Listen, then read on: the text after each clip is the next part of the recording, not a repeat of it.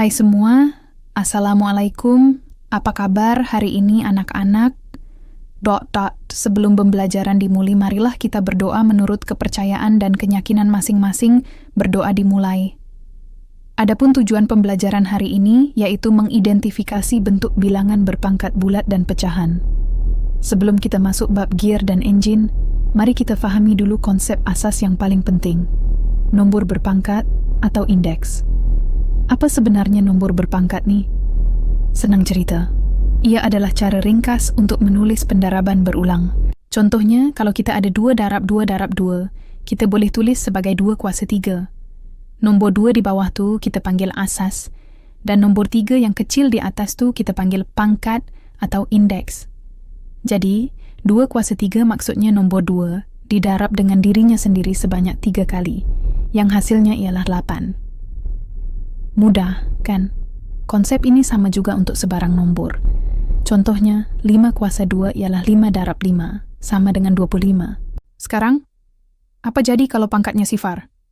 Contohnya, 5 kuasa Nero. Berapa agaknya jawaban dia? Mungkin ada yang teka jawabannya sifar, tapi sebenarnya, jawabannya ialah 1. Ya, sebarang nombor. Tak kira besar atau kecil, bila dikuasakan dengan sifar, hasilnya sentiasa 1. 10 kuasa Nero sama dengan 1. 1999 kuasa Nero pun sama dengan 1. Ini adalah satu hukum penting dalam matematik. Kenapa? Secara mudahnya, ia adalah untuk memastikan semua hukum indeks yang lain konsisten. Bagaimana pula dengan pangkat negatif? Contohnya, 2 kuasa negatif 3. Tanda negatif pada pangkat itu bukan bermaksud jawabannya negatif. Sebaliknya, ia bermaksud salingan ataupun terbalik.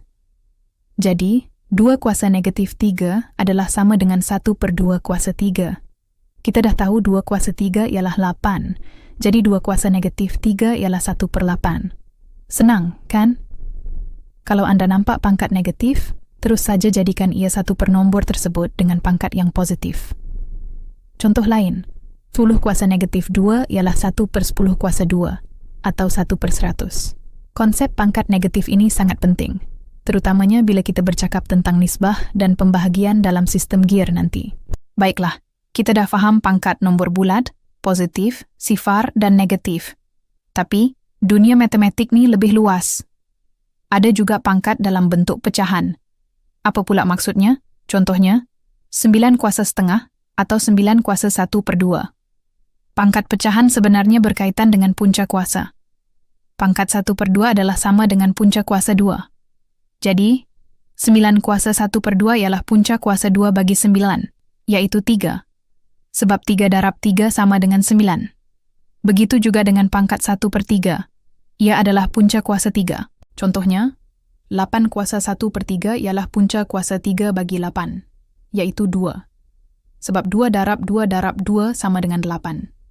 Jadi, penyebut atau nombor bawah dalam pecahan pangkat tu memberitahu kita jenis punca kuasa yang perlu dicari. Apa pula jadi kalau nombor atasnya bukan 1? Contohnya, pan kuasa 2/3. Caranya mudah. Kita boleh pecahkan kepada 2 langkah. Mula-mula, kita selesaikan bahagian bawah pecahan, yaitu punca kuasa 3 bagi 8, yang kita dah tahu jawapannya 2. Kemudian, kita ambil jawapan tu dan kuasakan dengan nombor atas pecahan, yaitu 2. Jadi, 2 kuasa 2 sama dengan 4. Maka, 8 kuasa 2/3 jawapannya ialah 4. Konsep pangkat pecahan ni mungkin nampak menakutkan sikit, tapi ia sangat berguna untuk mengira hubungan antara daya dan kelajuan dalam mekanik. Sekarang, bahagian yang paling ditunggu-tunggu. Macam mana semua konsep matematik tadi berkaitan dengan enjin dan gear kereta atau motosikal kita? Mari kita bayangkan sistem gear. Gear ini pada asasnya adalah roda bergigi yang berbeza saiz. Nisbah gear ialah perbandingan saiz antara gear yang disambungkan pada enjin dengan gear yang disambungkan pada roda. Nisbah ini ditulis sebagai satu nombor, contohnya 3/1. Ini bermaksud, untuk setiap 3 pusingan gear enjin, gear roda akan berpusing sebanyak 1 kali. Disinilah konsep kuasa dan nisbah menjadi penting. Gear rendah, seperti gear 1, mempunyai nisbah gear yang besar, contohnya 4/1. Ini bermakna engine berputar 4 kali untuk memutarkan roda sekali. Hasilnya, torque atau daya kilas yang sampai ke roda digandakan.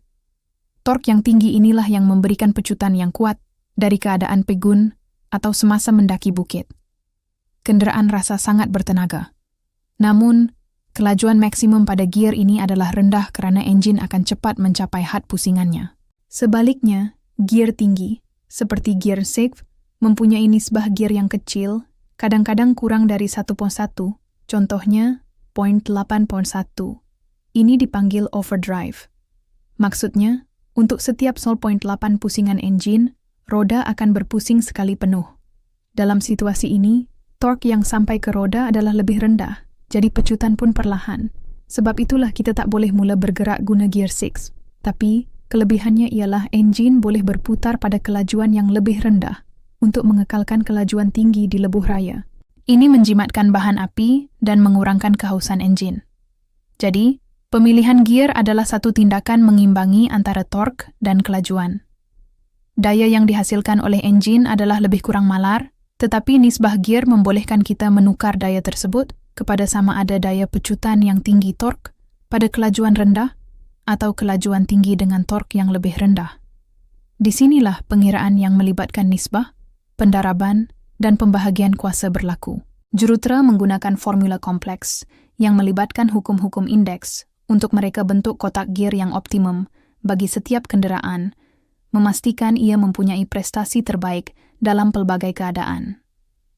Contohnya, untuk mengira daya sebenar pada roda, kita perlu mendarabkan torque engine dengan nisbah gear dan beberapa faktor lain. Katakan torque engine ialah 200 Nm dan nisbah gear pertama ialah 3.5 pon/1. Secara kasar, torque pada roda ialah 200 darab 3.5, yaitu 700 Nm. Besar, kan? Tapi bila kita tukar ke gear 5 dengan nisbah 0.91, torque pada roda jatuh kepada 200 darab 0.9, yaitu 140 Nm sahaja. Nampak tak perbezaannya? Pengiraan ini sentiasa menggunakan prinsip pendaraban dan pembahagian yang asasnya sama seperti hukum kuasa yang kita belajar tadi. Pangkat negatif yang kita bincangkan tadi boleh dilihat dalam formula yang melibatkan kecekapan sistem, di mana ada faktor kehilangan kuasa yang boleh diwakili sebagai pendaraban dengan nombor yang kurang dari 1 atau pembahagian. Secara ringkasnya, apa yang kita belajar hari ini? Pertama, nombor berpangkat adalah cara mudah untuk menulis pendaraban berulang. Pangkat positif, sifar, negatif, dan pecahan masing-masing mempunyai maksudnya yang tersendiri daripada pendaraban biasa kepada nilai 1, kepada saling terbalik, dan kepada punca kuasa. Kedua, konsep-konsep matematik ini bukan sekadar teori dalam buku teks. Ia diaplikasikan secara langsung dalam dunia kejuruteraan mekanikal, terutamanya dalam sistem transmisi atau gear kendaraan kita. Nisbah gear membolehkan kita memanipulasi output engine, menukar antara torque tinggi untuk pecutan dan kelajuan tinggi untuk penjimatan. Gear rendah memberi kita kuasa atau daya kilas yang lebih besar, manakala gear tinggi membolehkan kita mencapai kelajuan maksimum dengan engine yang lebih rileks. Jadi, lain kali Anda menukar gear, ingatlah bahwa Anda sebenarnya sedang melakukan satu pengiraan matematik yang hebat. Anda sedang mengaplikasikan prinsip nisbah dan kuasa untuk menyesuaikan prestasi kendaraan Anda dengan keadaan pemanduan. Hebat, kan? Ilmu matematik yang kita belajar di sekolah sebenarnya ada di sekeliling kita, berfungsi secara senyap untuk menjadikan hidup kita lebih mudah dan menarik. Baiklah anak-anak, sampai di sini pembelajaran yang Ibu sampaikan hari ini, dan terima kasih atas perhatiannya, dan semoga bermanfaat bagi kita semua. Dan saya akhiri dengan ucapan, wassalamualaikum warahmatullahi wabarakatuh.